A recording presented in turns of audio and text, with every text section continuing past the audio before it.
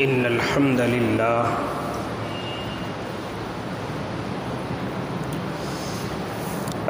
لله رب العالمين والعاقبة للمتقين والصلاة والسلام على سيد الأنبياء والمرسلين وعلى آله وأصحابه وأزواجه وذرياته أجمعين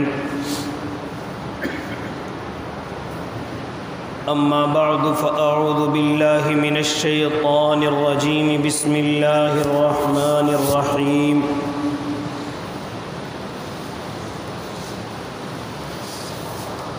الذين استجابوا لله والرسول من بعد ما أصابهم القرح للذين أحسنوا منهم واتقوا أجر عظيم الذين قال لهم الناس إن الناس قد جمعوا لكم فاخشوهم فزادهم إيمانا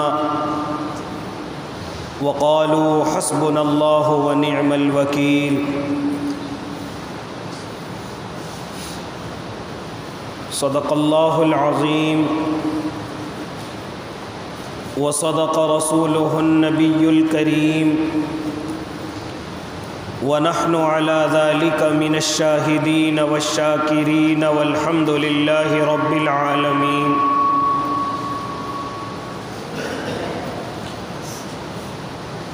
باوقار علماء کرام، واجب الاحترام ساتھیوں، بزرگوں، نوجوانوں اور معصوم بچوں،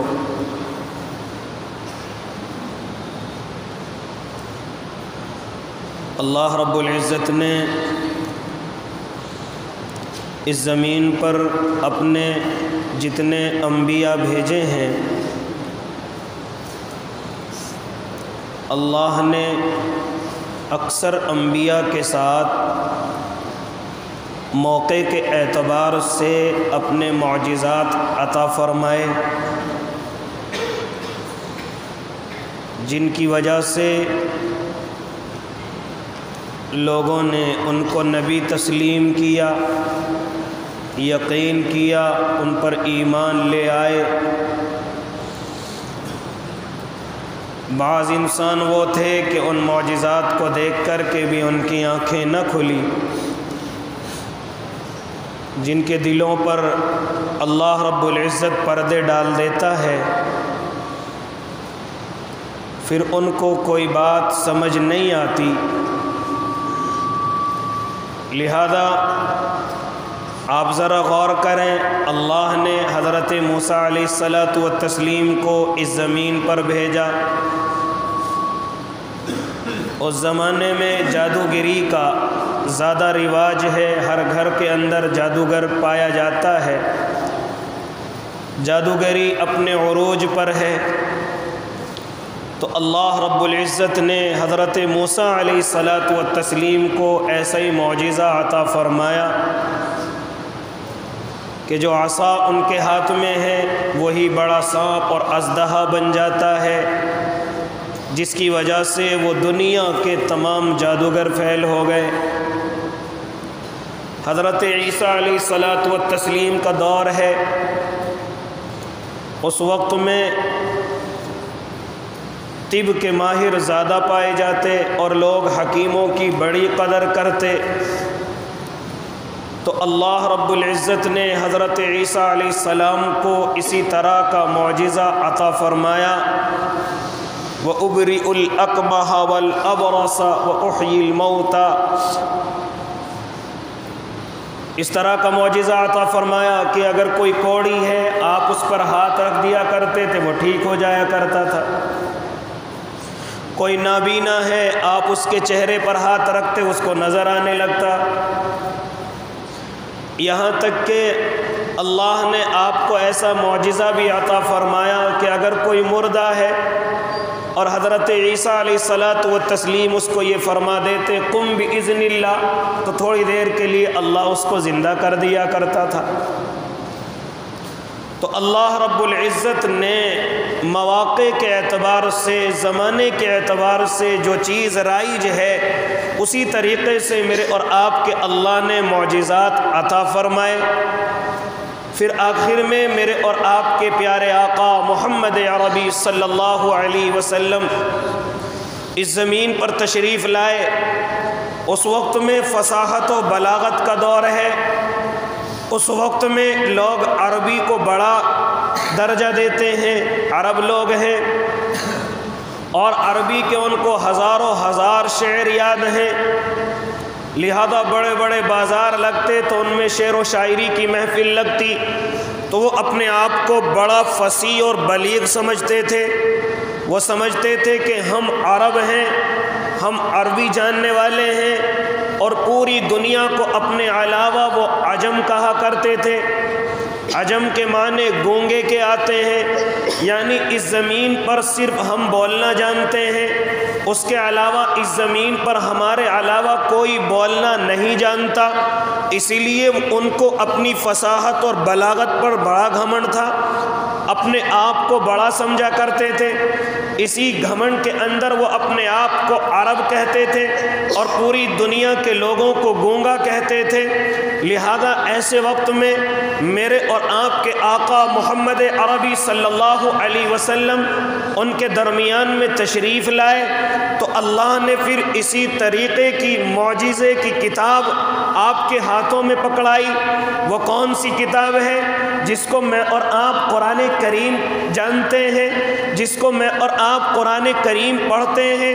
یہی وہ کتاب ہے۔ وہ اپنے آپ کو فصیح اور بلیغ مانتے تھے، فصاحت و بلاغت ان کے یہاں ٹھاٹے مارتا سمندر تھا، لیکن جیسے ہی اللہ رب العزت نے اپنے محبوب کو قرآن کریم عطا کیا اور پھر میرے محبوب نے ان کو پڑھ کر کے سنایا تو وہ حواس باختہ ہو گئے، یہاں تک کہ میرے رب نے فرما دیا قُلْ إِنِ اجْتَمَعَتِ الْإِنسُ وَالْجِنُّ، یہاں تک کہ میرے اللہ نے ان کو فرمایا کہ تمام کے تمام انسان اور جنات، پوری کی پوری جماعت، یہ ہم تمہیں چیلنج کرتے ہیں کہ اگر تم سارے مل جاؤ، سارے ایک ہو جاؤ، پھر بھی ہمارے قرآن جیسا نہیں بنا سکتے، نہیں لا سکتے۔ اور جگہ ارشاد فرمایا فَأْتُوا بِسُورَةٍ مِّن مِّثْلِهِ، کہ اگر تم زیادہ ہی فصاحت اور بلاغت کو جاننے والے ہو تو ہمارے اس قرآن کی ایک سورت لا کر کے دکھا دو۔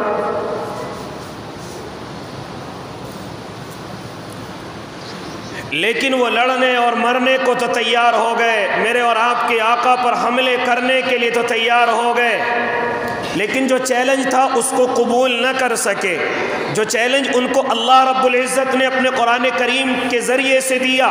وہ اس کو قبول نہ کر سکے، یہاں تک کہ فرما دیا تھا میرے اللہ نے کہ تمام انسان اور جنات، تمام کے تمام کو اجازت ہے، تمام کے تمام کو چیلنج ہے، یہاں تک کہ تمام انسانوں کے ساتھ آپ جس کو بھی اپنے ساتھ لینا چاہیں لے لے، لیکن آپ اس قرآن کریم کے جیسا نہیں لا سکتے۔ فاتو بصورت من مثلی، اس جیسی کوئی ایک صورت بھی تمہارے اندر طاقت نہیں کہ لے کر کے آ جاؤ۔ اپنے آپ کو عربی کا فصیح سمجھتے ہو، بلیغ سمجھتے ہو، فصاحت اور بلاغت کو اپنے گھر کی نوکرانی سمجھتے ہو، لیکن اگر تم اتنی عربی کو جاننے والے ہو، یہ قرآن کریم بھی عربی کے اندر ہے، لے کر کے آؤ اس جیسا کوئی کلام اگر تمہارے اندر طاقت ہے۔ لہذا میں یہ گفتگو کرنے چلا کہ وہ لڑنے اور مارنے پر تو آ گئے، یہاں تک کہ میرے اور آپ کے آقا پر انہوں نے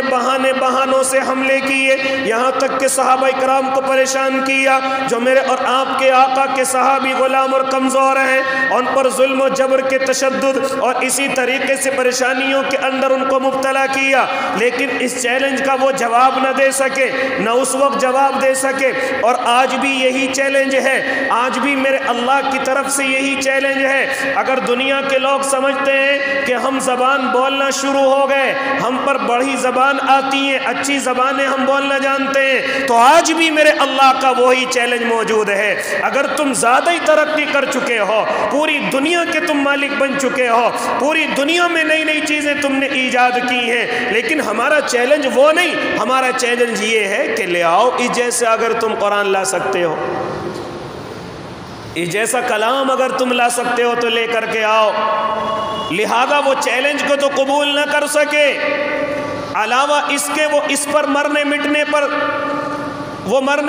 پر طاقتور ہو گئے کہ ہم نعوذ باللہ نبی علیہ السلام کو اپنی زندگی سے اور اپنے راستے سے ہٹا دیں گے، ان کے صحابہ کو اور ان کے قرآن کریم کو ہم اپنے راستے سے ہٹا دیں گے، یہ محنت بھی ان کی بیکار جائے گی، کیونکہ میرے اللہ نے صاف طریقے سے ارشاد فرما دیا انا نحن نزلنا الذکر وانا لہ لحافظون، ہم نے اس قرآن کو اتارا اور ہم ہی اس کی حفاظت کرنے والے ہیں۔ کہنے کا مقصد کیا ہے؟ کہنے کا مقصد میری بات کا یہ ہے اللہ نے پچھلے انبیاء بھیجے، ان کے ساتھ معجزے بھی بھیجے، کچھ لوگوں نے قبول کیا، کچھ نے انکار کیا، اسی طریقے سے میرے اور آپ کے آقا اس زمین پر آئے، میرے اور آپ کے آقا کو معجزے دیے گئے، کچھ معجزے ایسے ہیں جو آج تک باقی ہیں، جو آج تک میرے اور آپ کے آقا کے معجزات ہیں وہ آج بھی میری اور آپ کی آنکھوں کے سامنے ہیں۔ آؤ ایک دو مثالیں آپ کو دیتا چلوں۔ آپ جب حج کرنے کے لیے جائیں گے، اللہ سب کو جانا نصیب کر دے، آپ جب وہاں حج کے لیے جائیں گے تو آپ 13 ذی الحج تک وہاں کنکریاں مارتے ہیں، اگر وہاں کئی لاکھ حاجی پہنچتے ہیں، ایک رپورٹ کے مطابق ایک سال میں 70-80 لاکھ حاجی وہاں پہنچ جاتے ہیں، کچھ ہوائی جہاز کے راستے سے، کچھ پانی کے جہاز کے راستے سے، اور اسی طریقے سے کچھ وہیں کے لوگ ہوتے ہیں، لہذا تقریباً 70-80 لاکھ حاجی وہاں پہنچتے ہیں۔ ہاں اس وقت میں سارے کنکریاں مارتے ہیں، اگر ایک حاجی کنکری مارے تو ایک حاجی کے حصے میں تقریباً 70 کنکریاں آتی ہیں اور وہ کنکریاں شیطان کو ماری جاتی ہیں۔ لہذا اب آپ ذرا اندازہ لگائیں کہ اگر اس طریقے سے کنکریاں ماری جائیں تو وہاں پر بڑے ڈھیر لگ جائے، لیکن کوئی صحابی آ کر کے اللہ کے نبی کی خدمت میں حاضر ہوتے ہیں اور عرض کرتے یا نبی اللہ یہ کنکریاں کہاں جاتی ہیں؟ ہم صبح کو مارتے ہیں لیکن شام تک ہمیں نظر نہیں آتی کہاں چلی گئی، نہ ہم کو ہٹاتے ہیں نہ ادھر ادھر کرتے ہیں۔ تو میرے اور آپ کے آقا نے ارشاد فرمایا اور میرے صحابی سن لو، جو لوگ کنکریاں مارتے ہیں جن کے حج کو اللہ قبول کرتا ہے ان کی کنکریاں فرشتوں کے ذریعے سے اٹھوا لیتا ہے، اور جن کا حج قبول نہیں ان کی کنکریاں وہیں پڑی رہ جاتی ہیں۔ آج تو ان کو اٹھوانے کے بڑے بڑے انتظامات کیے گئے، اشارہ اس طرف ہے کہ مقبولیت والوں کی کنکریاں آج بھی اللہ اٹھوا لیتا ہے، لیکن جن کے قبول ہی نہیں ان کی کنکریاں وہیں پڑی رہتی ہیں۔ یہ میرے اور آپ کے آقا کا معجزہ، آج بھی دنیا حیران و ششدر ہے کہ ایسا ہو کیا رہا ہے۔ اسی کے ساتھ میں آپ نے آب زمزم کا نام سنا، جو زمزم کا پانی ہے، یہ بھی میرے اور آپ کے آقا کا معجزہ، حضرت ابراہیم کے ذریعے سے، حضرت اسماعیل کے ذریعے سے اس دنیا کے اندر آیا، لیکن پھر بند ہو گیا۔ پھر حجۃ الوداع کے موقع پر میرے اور آپ کے آقا جب آخری خطبہ دے رہے ہیں، ان کے دادا نے اس کنویں کو کھولا اور پانی کو جاری کر دیا تھا، لیکن پھر حجۃ الوداع کے موقع پر جب میرے اور آپ کے آقا خطبہ حج عطا فرما رہے ہیں تو اس وقت میں میرے آقا زمزم کے کنویں کے پاس پہنچے تھے اور پہنچ کر کے ڈول سے پانی نکالا تھا، اور نکال کر کے آپ نے اس میں سے کچھ پیا اور کچھ پی کر کے آپ نے بچا ہوا اسی زمزم کے کنویں کے اندر ڈال دیا، اور پھر فرمایا تھا میری آنے والی امت میرے جھوٹے پانی کو پیے گی۔ ہاں پھر اللہ نے اس جھوٹے کی وجہ سے اللہ نے اتنی برکتوں کا نزول فرمایا، اتنی برکتوں کا نزول فرمایا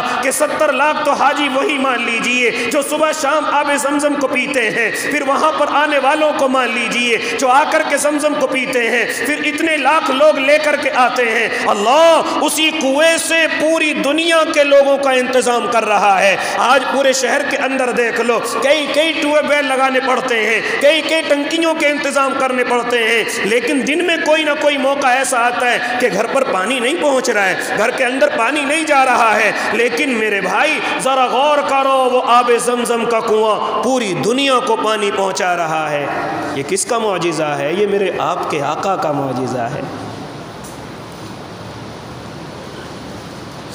لہذا میرے بھائی اسی طریقے سے کچھ معجزے میرے اللہ نے ایسے عطا فرمائے جو آج بھی اس دنیا کے اندر موجود ہیں۔ اور یاد رکھنا،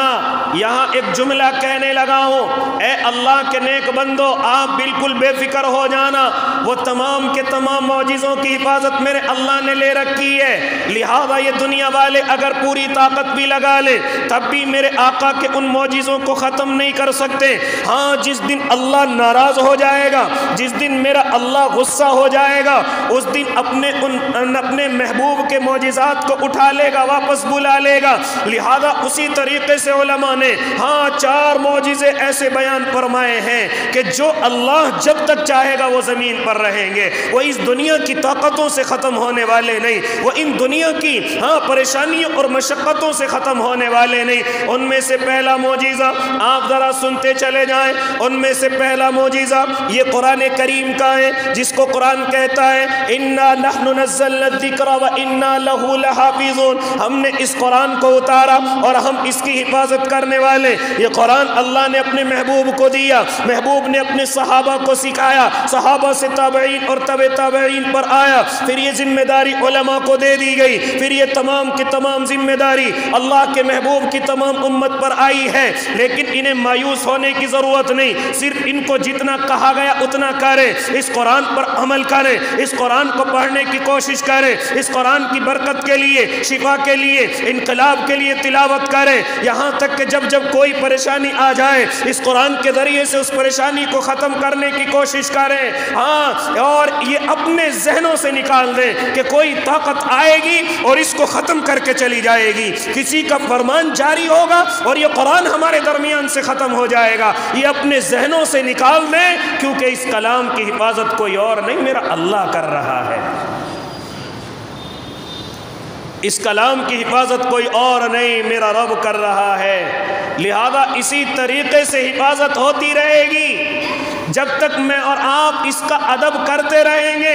جب تک میں اور آپ اس کو اپنی آنکھوں اور دلوں سے سجا کر کے رکھیں گے، میرا اللہ اسی طریقے سے حفاظت کرتا رہے گا۔ اور نہ مٹانے والوں سے کبھی مٹا ہے، اور وہ بالکل اپنے گھوڑے دوڑا لیں، لیکن وہ اللہ کے اس قرآن کے ایک لفظ کو نہیں بدل سکتے، ایک زبر اور زیر کو ادھر ادھر نہیں کر سکتے۔ لہذا ایسا نہیں کہ اس قرآن کو مٹانے کی سازشیں نہ کی گئی ہوں، محنتیں نہ کی گئی ہوں۔ ارے محبوب کے زمانے کے بعد تاتاریوں کی طاقت آئی ہے لیکن قرآن کو نہ مٹا سکے، ان کے بعد اور بھی بڑے بڑے طاقتور لوگ آئے ہیں لیکن اس قرآن کے ایک لفظ کو ادھر سے ادھر نہ کر سکے۔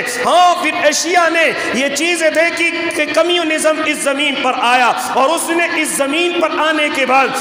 سب سے پہلے اس قرآن کی تعلیم کو ختم کیا، یہاں تک کہ جہاں جہاں ان کی حکومت ہے انہوں نے فرمان جاری کرا دیے تھے کہ اگر کسی کے گھر سے قرآن کا ایک لفظ بھی نکل گیا تو پھانسی پر چڑھا دیا جائے گا، ان کے گھروں کو مسمار کر دیا جائے گا، توڑ دیا جائے گا، زمین سے ملا دیا جائے گا۔ لیکن میرے بھائی وہ دور بھی گزر گیا، اور یہ 1-2 دن کا دور نہیں بلکہ تقریباً 70 سالوں کا دور اس طریقے کا گزرا ہے۔ ایشیا کی سرزمین پر وہ لوگوں نے حکم جاری کر دیا تھا کہ کوئی قرآن کا پڑھنے والا، کوئی قرآن کو ماننے والا، کوئی قرآن کو عربی میں دیکھنے والا ہمیں نظر نہ آ جائے، ورنہ پھانسی کے تختوں پر چڑھا دیا جائے گا۔ حضرت پیر صاحب دامت برکاتہم ارشاد فرماتے ہیں کہ ہمارا ایک ساتھی جو اسٹیل کا بڑا میکینک ہے، انجینئر ہے، وہ اس کے طریقے سے اسی ایشیا کی سرزمین پر پہنچتا ہے، اور پہنچ کر کے جب نماز کا وقت ہوتا ہے تو لوگوں سے معلوم کرتا ہے کہ وہ لوگوں یہاں نماز پڑھنے کی کوئی جگہ ہے؟ فرمایا یہاں تو سب مسجدیں بند ہیں، یہاں کوئی مسجد کھلی ہوئی نہیں ہے، صرف 2 مسجدوں کو کھولا گیا ہے، اور ان 2 مسجدوں کے اندر بھی نماز پڑھنے کی کسی کو اجازت نہیں، صرف سیر و تفریح والے آتے ہیں اور آ کر کے مسجدوں کو دیکھ کر کے چلے جاتے ہیں، صرف ان کی سیر و تفریح کے لیے کھولا گیا ہے۔ وہ فرماتے ہیں میرا یہ مرید پہنچا ہے اور پہنچ کر کے مسجد میں ایک کونے میں جا کر کے صفائی کرتا ہے، اور صفائی کر کے ایک طرف کو نماز پڑھنے لگتا ہے۔ چنانچہ ایک معصوم سا بچہ آتا ہے اور آ کر کے کہتا ہے تمہیں میرے ابو گھر پر بلا رہے ہیں، لہذا آپ تشریف لے چلیے۔ چنانچہ وہ کہتے ہیں میں ان کے ساتھ چل دیا، وہ معصوم بچہ مجھے لے کر کے اپنے گھر گیا، اور گھر جانے کے بعد جیسے ہی ہم گھر کے اندر داخل ہوئے انہوں نے جھٹ دیسی کنڈی کو لگا لیا اور بند ہو گئے۔ ان کے چہروں پر ایک مایوسی سی تھی، ان کے چہرے پر مایوسی کے ساتھ ایک خوف تھا، لہذا جیسی کنڈی کو لگا لیا گیا۔ وہ کہنے لگے ہم بھی مسلمان ہیں لیکن ہمیں مسجد میں جانے کی اجازت نہیں، ہمیں قرآن پڑھنے کی اجازت نہیں۔ پھر میں کہنے لگا میرے اللہ کا تو فرمان یہ ہے اِنَّا نَحْنُ نَزَّلْنَا الذِّكْرَ وَإِنَّا لَهُ لَحَافِظُونَ، ہم نے قرآن کو اتارا اور ہم اس کی حفاظت کریں گے۔ چنانچہ میں کہتا ہوں انہوں نے اپنی جیب سے قرآن کریم کو نکالا اور نکال کر کے معصوم سے بچے کو جو ان کے گھر میں ہے اس کو بلا کر کے کہا یہ قرآن دیکھا ہے آپ نے؟ اس قرآن کو پڑھنا جانتے ہو؟ اس نے جیسے قرآن دیکھا لیکن وہ دیکھ رہا ہے کہ میں تو اسے جانتا نہیں، یہ کیسی کتاب ہے۔ اس کے والد صاحب کہتے ہیں یہ قرآن کو نہیں جانتا لیکن آپ اس کے سامنے کوئی آیت پڑھیں۔ چنانچہ وہ کہتے ہیں میں نے اس کے سامنے آیت پڑھی، یا ایھا الذین آمنوا قوا انفسکم واہلیکم نارا۔ میں نے جیسے ہی آیت پڑھنی شروع کی بچے نے فوراً اس آیت کو لپکا اور پڑھنا شروع کر دیا، پڑھتا گیا، پڑھتا چلا گیا۔ میں تعجب میں ہوں کہ میں اس کو قرآن کریم دکھا رہا ہوں، یہ نہیں سمجھتا یہ کون سی کتاب ہے۔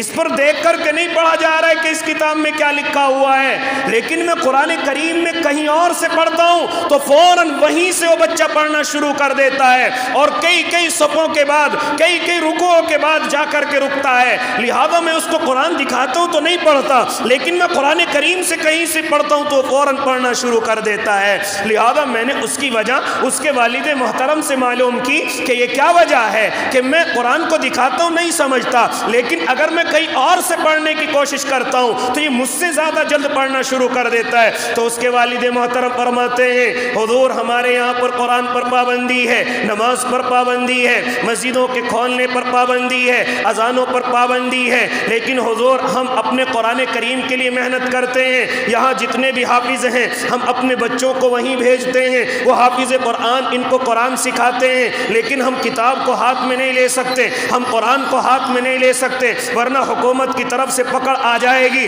لیکن ہم اپنے بچوں کو حافظ بنائے بغیر بھی نہیں چھوڑ سکتے، کیونکہ ہمیں معلوم ہے یہی بچے ہماری مغفرت کا ذریعہ بنیں گے، یہی بچے ہماری جنت کا ذریعہ بنیں گے۔ لہذا ہم نے قرآن کریم کو بظاہر دور رکھا ہے، لیکن ہمارے بچوں کے سینے میں یہ قرآن کریم کاغذوں سے زیادہ محفوظ ہے۔ ہمارے بچوں کے سینوں میں یہ قرآن کریم کاغذ کے ٹکڑوں سے زیادہ محفوظ ہے۔ لہذا میرے بھائی آج تو مجھے اور آپ کو یہ چیزیں بالکل آسانی کے ساتھ ملی ہوئی ہیں، لیکن پھر بھی ہم اپنے ان معصوم بچوں کو، اپنے ان طلباء کو، اپنے ان ہونہار نسلوں کو اس قرآن کریم کی طرف نہیں لاتے۔ جہاں پریشانیاں اور مصیبتیں ہیں وہ کس طریقے سے ترستے ہیں اس قرآن کریم کے لیے، وہ کس طریقے سے تڑپتے ہیں اس قرآن کریم کے لیے۔ حضرت پیر صاحب فرماتے ہیں کہ ہم ایک سفر پر ہیں، ایک انگریز عورت میرے سامنے آتی ہے اور آ کر کے کہتی ہے کہ آپ مسلمان ہیں؟ میں نے کہا کہ ہاں میں مسلمان ہوں۔ لہذا کیا آپ قرآن کریم بھی رکھتے ہیں؟ میں نے اپنی جیب سے چھوٹا سا قرآن کریم نکالا اور نکالنے کے بعد اس عورت نے اس قرآن کریم کو لیا۔ کہتی ہیں میری عمر 39 سال ہو گئی لیکن میں روزانہ قرآن کریم کو دیکھنے کی متمنی تھی کہ اللہ مجھے قرآن کریم دکھا دے، اللہ میں قرآن کریم کو دیکھنا چاہتی ہوں۔ ہاں وہ عورت اس قرآن کریم کو لیتی ہے اور چومتی ہے اور اس قرآن کو دیکھ کر کے اپنے آنسو بہانے لگتی ہے اور کہتی ہے کہ 39 سال سے اس قرآن کو دیکھنے کی تمنا تھی لیکن آج یہ تمنا میری پوری ہو رہی ہے، اور اس کی آنکھوں کے اندر آنسو ہیں۔ آج ہمارے گھروں کے اندر قرآن کریم رکھے ہوئے ہیں لیکن ہماری عورتوں کے پاس وقت نہیں کہ اس کی تلاوت کر سکیں، ہمارے نوجوانوں کے پاس وقت نہیں، کئی مہینے اور سال ہو گئے گھروں میں قرآن کریم سجے ہوئے ہیں لیکن پڑھنے والا نظر نہیں آتا۔ ہماری مائیں بہنیں بھی ہاں اس قرآن کریم کو اپنے دلوں سے نکال چکی ہیں۔ او اللہ کے نیک بندو، ان سے معلوم کرو ان کی قیمتوں کو کہ جہاں پر پابندیاں لگی ہوئی ہیں، اور اگر یہ بات میں کہتا چلا اگر میں اور آپ بھی اس سے بے رخی اختیار کریں گے تو کہیں ایسا نہ ہو یہ پابندیاں میرا اور آپ کا مقدر بن جائیں، کیونکہ جس چیز کی ناقدری ہوتی ہے پھر اللہ اس کو چھین لیا کرتا ہے۔ جس چیز کی ناقدری ہوتی ہے اللہ اس کو چھنوانے کا سبب بنا دیتا ہے۔ کہ آپ نے ابھی اپنی آنکھوں سے نہیں دیکھا مسجدوں کی ناقدری ہوئی، آج میرے اور آپ کے ہاتھوں سے نکالنے کی پوری تیاریاں، مدرسوں کی ناقدری ہوئی پوری میرے اور آپ کے ہاتھوں سے نکالنے کی تیاریاں، یہاں تک کہ اگر میں اور آپ اذانوں کی ناقدری کی تو اس طریقے سے وہ آوازیں بند کر دی گئی، لیکن یہ تو قربان جاؤں اللہ پر اور اپنے اس ملک کے ان ہمدرد لوگوں پر کہ جن کی وجہ سے پھر یہ آوازیں دوبارہ آنی شروع ہو گئی۔ اور اللہ کے نیک بندو، میرے اللہ کی عدالت کا یہ قانون ہے کہ اگر میرے بندے اس نعمت کی قدر کریں گے تو ہم اس نعمت کو ان کے پاس محفوظ بھی رکھیں گے، اور جس دن ناقدری کریں گے ہم فوراً اس کو ان نعمتوں کو ان سے چھین لیں گے۔ لہذا اسی طرح میرا اور آپ کا اللہ روز اول سے کرتا آ رہا ہے۔ اگر یہ ناقدری ہمارے ذہنوں کے اندر چلتی گئی اور ہماری مائیں بہنیں اس سے دور ہوتی گئی اور ہمارے نوجوان اس سے دور ہوتے گئے اور ہمارے بڑے اپنی اولادوں کو قرآن سے دور کرتے گئے، کہیں ایسا نہ ہو یہ قرآن ہم سے چھن جائے، کہیں ایسا نہ ہو کہ ہم پر بھی پابندیاں لگا دی جائیں۔ لہذا اگر میں اور آپ قدردانی کریں گے تو میرا اللہ حفاظت کرنے کے لیے بیٹھا ہوا ہے، ہم قدردانی تو کریں۔ دنیا کی کوئی طاقت مجھ سے اور آپ سے اس قرآن کو نہیں چھین سکتی، نہ مٹا سکتی۔ جن لوگوں نے کوشش کی آپ نے ان کے حال دیکھے، یہاں تک کہ اللہ نے ان کو ایمان سے بھی خارج کر دیا جنہوں نے اس قرآن پر انگلی اٹھانے کی کوشش کی۔ لہذا میں یہ گفتگو کرنے چلا کہ اللہ رب العزت کی طرف سے جو میرے اور آپ کے محبوب کو معجزے دیے گئے، ان میں سے ایک معجزہ یہ قرآن کریم کا ہے۔ ہاں اللہ نے ایسا معجزہ عطا فرمایا کہ میرے اور آپ کے محبوب کے اس زمین سے پردہ فرما جانے کے بعد بھی آج بھی یہ معجزہ میرے اور آپ کے ہاتھوں میں اسی طرح ہے، نہ اس کے اندر کوئی کمی بیشی ہے، نہ اس کے اندر کوئی کمی ہے۔ لہذا کوئی کمی کر بھی نہیں سکتا، کوئی طاقت اس کمی کو ختم نہیں، ہاں اس کے اندر کمی نہیں پیدا کر سکتی۔ لیکن مجھے دکھ ہوتا ہے اس چیز کا، اور مجھے نہیں بلکہ تمام علماء کو، تمام عقل مندوں کو دکھ ہوتا ہے اس چیز کا کہ جس دن اللہ نے یہ دیکھا کہ ہم اس کی ناقدری کرنے لگے ہیں، ہم اس کو اپنے سینے سے نکالنے لگے ہیں، ہم اس کو اپنے گھروں سے نکالنے لگے ہیں، یہاں تک کہ ہمارے گھروں میں پڑھنے والے نہیں ہیں، ہم جس دن اس کی ناقدری کریں گے یاد رکھنا میرا اللہ اس کو اٹھا لے گا، اس کو مجھ سے اور آپ سے چھین لے گا۔ پھر میں اور آپ ترسیں گے اور کہیں گے ہاں ہمارے ماں باپ تھے، کلمہ پڑھتے تھے، قرآن پڑھتے تھے، ہم نے سنا اپنے بڑوں سے کہ کوئی قرآن بھی تھا، ہم نے سنا اپنے بڑوں سے کہ وہ کوئی کلمہ پڑھا کرتے تھے، لہذا پھر اس طرح کی گفتگو کیا کریں گے اگر ناقدری کی۔ تو یہ اللہ رب العزت کا معجزہ جو میرے اور آپ کے محبوب کو دیا گیا آج تک بھی اسی طرح موجود ہے۔ لہذا دعا کریں اللہ ہمیں اس کی قدردانی کرنے کی توفیق مرحمت فرما دے۔ تو یہ ایک پہلا معجزہ جو اللہ رب العزت نے محبوب کو دیا اور ہمارے پاس زمین میں آج تک موجود ہے اور موجود رہے گا جب تک ہم قدردانی کریں گے۔ لہذا اس کے بعد علماء فرماتے ہیں اللہ کی طرف سے ایک معجزہ میرے اور آپ کے محبوب کا فرمان ہے، میرے اور آپ کے محبوب کی احادیث مبارکہ ہیں، میرے اور آپ کے محبوب کی زبان سے نکلے ہوئے الفاظ ہیں جن کو ہم احادیث مبارکہ کا ذخیرہ کہتے ہیں۔ جس طریقے سے قرآن کی حفاظت ہوئی ہے اللہ رب العزت نے اسی طریقے سے میرے اور آپ کے محبوب کے فرمان کی بھی حفاظت کی ہے، یہاں تک کہ ان کے فعل کی بھی حفاظت کی ہے، یہاں تک کہ اگر محبوب نے کسی صحابی کو کچھ کرتے ہوئے دیکھا، اگر اس کو دیکھ کر کے مسکرائے اور کہا کہ اچھا ہے تو وہ بھی سنت بن گیا، یہاں تک کہ اگر خاموش رہ گئے تو وہ بھی سنت بن گیا۔ ہاں اگر کسی چیز کو منع کر دیا تو اس کو سنت نہیں کہیں گے، ہاں اس سے رکنا میرے اور آپ کے لیے ضروری ہے۔ تو جس طریقے سے اللہ نے قرآن کی حفاظت کی اسی طریقے سے میرا اللہ اپنے محبوب کے فرمان کی بھی حفاظت کرتا ہے، ان کے قول اور فعل کی بھی حفاظت کرتا ہے، یہاں تک کہ جو زبان سے میرے آقا کی نکلا اللہ نے اس کی بھی حفاظت فرمائی۔ آج تو قرآن کریم کے حافظ کہلاتے ہیں، لیکن ایک زمانہ وہ تھا کہ اللہ نے حدیثوں کے حافظ بھی زمین پر پیدا فرمائے ہیں۔ امام ابن تیمیہ کئی لاکھ حدیثیں یاد ہیں، امام ابن کثیر جن کو میں اور آپ حافظ ابن کثیر کے نام سے جانتے ہیں، یہ قرآن کے حافظ خالی نہیں بلکہ احادیث کے بھی حافظ تھے جن کی وجہ سے ان کو حافظ ابن کثیر کہا گیا۔ لہذا میرے بھائی جس طریقے سے آج قرآن کریم کے حافظ ہوتے ہیں اسی طریقے سے اللہ نے جس طریقے سے آج قرآن کریم کے حافظ ہوتے ہیں اسی طریقے سے اللہ نے احادیث مبارکہ کے بھی حافظ فرمائے ہیں۔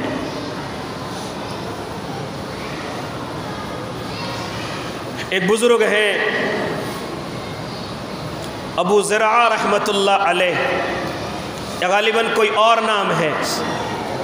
ان کا ایک شاگرد ہے، روزانہ ان کے یہاں حدیث مبارکہ پڑھنے کے لیے آتا ہے، لیکن ایک دن وہ شاگرد کہتے ہیں کہ مجھے جانے میں دیر ہو گئی، میری نئی شادی ہوئی، نیا نکاح ہوا، لہذا حدیث کے سبق میں بیٹھنے کی وجہ سے مجھے دیر ہو گئی، لہذا جیسے ہی میں گھر کے اندر پہنچا اور میں جیسے ہی گھر کے اندر پہنچتا ہوں تو میری بیوی کھانا بنا رہی ہے، چونکہ نئی بیوی ہے، دیکھتی مجھے غصے میں ہو گئی اور کہنے لگی کہاں سے اتنی دیر میں آئے ہو؟ تمہیں کیا معلوم تمہارے بعد کوئی مرا یا زندہ ہے؟ تمہیں کیا معلوم کسی کی پرواہ نہیں؟ جیسے کہ آج کل عورتوں کا یہ الفاظ ہوتے ہیں کہ اگر کوئی دیر سے شوہر گھر آ جائے اس سے معلوم نہیں کرتی کہ آپ خیریت سے بھی ہیں، آپ کی طبیعت تو ٹھیک ہے، آپ کو کوئی پریشانی تو نہیں ہوئی، اتنی دیر سے آپ گھر تشریف لا رہے ہیں، الٹا ان پر برس جاتی ہیں۔ تمہیں کیا معلوم گھر میں کون مر رہا ہے کون جی رہا ہے؟ صرف تمہیں تو تاخیر کرنے سے مطلب ہے، صرف تمہیں تو اپنے دوستوں میں بیٹھنے سے مطلب ہے۔ وہ کہتے اللہ کی بندی، میں نہ اپنے دوستوں کے یہاں بیٹھا ہوں، نہ میں کسی پڑوسی کے یہاں، نہ میں کسی رشتہ دار کے یہاں، بلکہ میں اپنے بزرگ اپنے استاذ کے یہاں حدیث مبارکہ پڑھنے کے لیے گیا تھا، ان کے سبق میں بیٹھا ہوا تھا۔ لہذا اس نے جیسے یہ سنا کہ اپنے استاد کے یہاں سے حدیث پڑھ کر کے آ رہا ہے، چنانچہ بیوی غصے میں ہو گئی اور غصے میں ہو کر کے کہنے لگی نہ تجھے کچھ آتا ہے نہ تیرے استاذ کو کچھ آتا ہے، لہذا صرف تم بھی پریشان اور تمہارے استاذ بھی دوسروں کو پریشان کرتے ہیں۔ لہذا کبھی کبھی بندہ نہ اپنے پیر کے تعلق سے کچھ سنتا ہے اور کبھی کبھی شاگردوں کو اپنے استاذوں سے اس قدر محبت ہو جاتی ہے کہ ایک الفاظ اپنے استاذوں کے تعلق سے نہیں سن سکتے، ایک الفاظ اپنے پیروں کے تعلق سے نہیں سن سکتے۔ جیسی بیوی ڈانٹ رہی تھی، شوہر بالکل غصے کے بغیر ان کی چیزوں کو برداشت کر رہا تھا، اس کی زبان کو برداشت کر رہا تھا، لیکن جیسی بات استاذ پر آئی اور کہا نہ تجھے کچھ آتا ہے نہ تیرے استاذ کو کچھ آتا ہے، ہاں الٹا تیرا ٹائم برباد کرتا ہے وہ تیرا استاذ، ہاں اس شوہر کو شاگرد کو غصہ آیا اور غصے میں آ کر کے کہتا ہے اگر میرے استاذ کو 1,00,000 حدیث حفظ یاد نہ ہوئی تو تجھے طلاق ہے۔ غصہ ہو گیا، اب طلاق کو شرط کے ساتھ مشروط کر دیا۔ لہذا کیا کہا اس نے غصے میں ہو کر کے کہ اگر میرے استاذ کو 1,00,000 حدیث حفظ یاد نہیں ہے تو پھر تجھے 3 طلاق ہیں، تو آج سے میرے نکاح سے باہر ہے۔ لہذا اسی طرح دونوں غصے میں لڑ بھڑ کر کے آرام سے سو گئے۔ جیسے صبح کو اٹھے تو ان کو یہ احساس ہوا کہ رات میرے شوہر نے میرے لیے الفاظ کہا تھا، شاگرد کو بھی یہ احساس ہوا کہ آخر میں نے یہ لفظ کیا بول دیا، ہاں اگر میرے استاذ کو اس طریقے سے یہ حدیث یاد نہ ہوئی تو ہم میری بیوی کو طلاق ہو جائے گا اور میری بیوی اس زندگی سے میرے نکاح سے نکل جائے گی۔ چنانچہ کیونکہ انہوں نے اسی شرط کے ساتھ مشروط کر دیا تھا، آج میں اور آپ بھی اس طرح کے الفاظ بولتے ہیں کہ اگر تو اپنے گھر گئی تو تجھے طلاق ہے، اگر تو نے اس سے بات کی تو تجھے طلاق ہے، اگر تو اس طریقے سے اس سے فون پہ بات کرے گی تو تجھے طلاق ہے، اور ہم ان لفظوں کو کہہ کر کے بھول جاتے ہیں۔ یاد رکھنا یہ طلاق معلق ہو گئی، یہ طلاق اب شرط کے ساتھ مشروط ہو گئی، اب شرط پائی جائے گی، آپ کو طلاق کا لفظ کہنے کی ضرورت نہیں، آپ کی بیوی آپ کے نکاح سے نکل جائے گی۔ ہاں ہم کہتے ہیں نا آج کل جوانوں کا رویہ ہو گیا ہے، آج کل ہمارے گھروں میں ہمارے نوجوان اس طرح کے الفاظ بول دیتے جب ان کو غصہ آتا ہے کہ اگر تو نے اپنی ماں سے بات کی تو تجھے طلاق ہے، اگر تو اپنے گھر پر گئی تو تجھے طلاق ہے، اگر تو اپنی بہن کے یہاں گئی تو تجھے، اس طرح کے الفاظ ہمارے گھروں کے اندر پائے جاتے ہیں۔ لیکن معلوم ہوا کہ وہ اپنے گھر بھی چلی گئی، معلوم ہوا کہ اپنی ماں سے بھی بات کرنے لگی، لیکن ہمیں خیال ہی نہیں رہتا کہ ہم نے کیا جملہ بول رکھا ہے۔ یاد رکھنا اگر وہ جملہ پایا گیا جو آپ نے بولا ہے تو آپ کی بیوی کو بغیر آپ کے کہے فوراً طلاق پڑ جائے گا۔ ان چیزوں کا ہم خیال ہی نہیں کرتے، چنانچہ بات دوسری طرف چلی جائے گی۔ لیکن صرف یہاں اتنا بتلانا مقصد ہے، اگر کسی نے اس طریقے سے اپنی بیوی کو بولا ہے اور پھر اس کے بعد وہ معاملہ پایا گیا ہے تو یاد رکھنا آپ کی بیوی آپ کے نکاح سے نکل چکی ہے۔ اب مسئلہ معلوم کر لیجئے اگر کہ کرنا کیا ہے، لہذا اس کی آسانی آپ کو علماء بیٹھ کر کے بتلائیں گے، یہاں سے منبر سے یہ گفتگو کا موقع نہیں، لیکن صرف اتنا بتلانے آیا کہ ان الفاظوں پر دھیان دیا کرو، ان الفاظوں کو اپنی زندگی میں لانے سے بچا کرو۔ ہاں یہ طلاق کا لفظ میری اور آپ کی زبانوں پر نہ آئے تو بہتر ہے، کیونکہ میرے بھائی اگر یہ لفظ رٹے رٹائے ہو جاتے ہیں تو پھر ان لفظوں کا نہ تو مذاق چلتا ہے، نہ غصہ چلتا ہے، نہ تفریح چلتی ہے۔ ہاں کوئی کہنے لگے مجھے تو غصہ آ گیا تو میں نے ایسا کہہ دیا تو یہ غصے میں بھی نافذ ہوگی، کوئی کہے میں تو مذاق میں کر رہا تھا، یہ مذاق میں بھی نافذ ہو جائے گی۔ لہذا اس کے لیے کوئی بہانہ چلنے والا نہیں، پھر بعد میں ہم بہانے بناتے پھرتے ہیں۔ حضرت میں نے دل سے نہیں کہا تھا، صرف زبان سے کہا تھا، حضرت میرے دل میں کچھ نہیں تھا۔ او میرے بھائی، شریعت تیرے دل کو نہیں، دل کی بات تو اللہ کے یہاں چلتی ہے، شریعت میں تو زبان چلتی ہے۔ آپ کی بیوی کو طلاق ہو چکا ہے، لہذا میرے بھائی اس طریقے سے انہوں نے کہا کہ اگر میرے استاذ کو 1,00,000 حدیث حفظ یاد نہیں تو تجھے طلاق۔ لہذا جب رات ہو گئی اور غصے میں دونوں آرام کر کے صبح کے وقت میں اٹھے، اب دونوں کو خیال آیا کہ میرے شوہر نے مجھے رات یہ لفظ بولا ہے، اب بیوی کو بھی خیال آیا اور شوہر کو بھی خیال آیا، اللہ کا ڈر ان کے دل کے اندر محسوس ہوا، لیکن اب مسئلے کا حل تو استاذ کے پاس ہے، مسئلے کا حل تو ان پیر صاحب کے پاس ہے، لہذا دونوں کے دونوں اٹھتے ہیں اور اٹھ کر کے اپنے استاذ محترم کے پاس پہنچتے ہیں اور پہنچ کر کے کہتے ہیں حضرت رات مجھ سے یہ غلطی ہو گئی اور میں نے غصے میں آ کر کے اپنی بیوی کو کہہ دیا کہ اگر میرے استاذ کو 1,00,000 حدیث حفظ یاد نہیں ہے تو میں نے اپنی بیوی کو طلاق دے دیا ہے۔ تو ان کے استاذ اس کو دیکھ کر کے مسکرائے اور مسکرا کر کے فرمایا تجھے گھبرانے کی ضرورت نہیں، اللہ کے رحم سے، اس کی محبت سے، اس کے کرم سے، اللہ کے کرم سے میرے 1,00,000 حدیث حفظ یاد ہیں۔ آپ کی بیوی آپ کے نکاح کے اندر ہے، لہذا کہہ دینا اپنی بیوی سے جا کر کے کہ مجھے 1,00,000 حدیث حفظ یاد ہیں۔ اگر 1,00,000 میں ایک بھی حدیث کم رہ جاتی تو بیوی کو طلاق ہو جاتا۔ لہذا میرے بھائی تو کہنے کا مقصد یہ کہ اللہ رب العزت نے جس طریقے سے قرآن کے حافظ فرمائے اور اللہ اپنے قرآن کی حفاظت کر رہا ہے، اسی طریقے سے اللہ اپنے محبوب کے فرمان کی بھی حفاظت کر رہا ہے، اپنے محبوب کے قول اور فعل کی بھی حفاظت کر رہا ہے، لہذا جو میرے محبوب کی زبان سے نکلا ان کی بھی حفاظت ہے۔ ہاں اب جب علماء کی خدمت میں جائیں گے تو آپ ان سے معلوم کر لینا کہ حدیثوں کی حفاظت کس طریقے سے میرے اللہ نے کی ہے، کس طریقے سے اسماء الرجال پر محنت کی جاتی ہے، کس طریقے سے جرح کے ساتھ ساتھ ہاں اگر کوئی حدیث پیش کی گئی ہے تو جب تک اس کی سند اللہ کے نبی سے جا کر کے نہ مل جائے تب تک اس حدیث کو یقینی نہیں مانا جاتا، اور اگر بیچ میں کوئی بھی راوی ایسا آ جائے کہ جس کے لیے کسی نے جھوٹ کا لفظ بولا ہو یا کسی نے انہیں معتبر نہ کہا ہو تو اس حدیث کو ضعیف اور کمزور بتلا دیا جاتا ہے۔ لہذا میرے بھائی اس طریقے سے ایک ایک حدیث پر محنت ہوئی ہے کہ یہ حدیث ہم تک کیسے پہنچی ہے، ہمارے استاذ کون ہیں، پھر ان کے استاذ کون ہیں، یہاں تک کہ پوری سند کو اللہ کے نبی تک جو حدیث لے کر کے جائے وہ حدیث معتبر ہے۔ اس کے علاوہ جو ہم اپنی زبانوں سے اسی طرح کہہ دیتے ہیں اور ان کا کوئی راوی بیچ میں نہیں ہے، ان کی کوئی سند محبوب سے جا کر کے نہیں ملتی تو وہ حدیثیں جھوٹی اور موضوع کہلاتی ہیں، ان پر کوئی عمل کرنے کی نہ گنجائش ہے نہ حکم دیا جاتا ہے۔ لہذا میرے بھائی کہنے کا مقصد یہ کہ اللہ کے فرمان کی جس طرح قرآن کریم کی حفاظت اسی طریقے سے اللہ نے اپنے محبوب کے فرمان کی حفاظت کی ہے، اور یہ میرے اللہ رب العزت کی طرف سے میرے محبوب کو جو معجزہ دیا گیا قرآن کریم کے ساتھ ساتھ اللہ قرآن کی حفاظت کر رہا ہے اور اللہ اپنے محبوب کے فرمان کی حفاظت کر رہا ہے۔ میرے بھائی اسی طریقے سے انشاءاللہ العظیم دو باتیں اور رہ جاتی ہیں جن کی میرا اللہ آج بھی حفاظت کر رہا ہے، ان میں سے ایک مدارس اسلامیہ ہے، اللہ ان کی حفاظت کرتا رہے گا۔ ہاں کوئی طاقت اگر یہ چاہے کہ ہم انہیں ختم کر دیں نہیں ختم ہو سکتے، بلڈنگیں ختم ہو سکتی ہیں، زمینیں لوگ اپنے قبضوں میں کر سکتے ہیں، لیکن مدرسے ختم نہیں ہو سکتے، کیونکہ مدرسے بلڈنگوں کا نام نہیں، ایک درخت کے نیچے پڑھانے والا آ جائے اور وہی شاگرد وہاں پڑھنے والا آ جائے اسی کو مدرسہ کہہ دیا جاتا ہے۔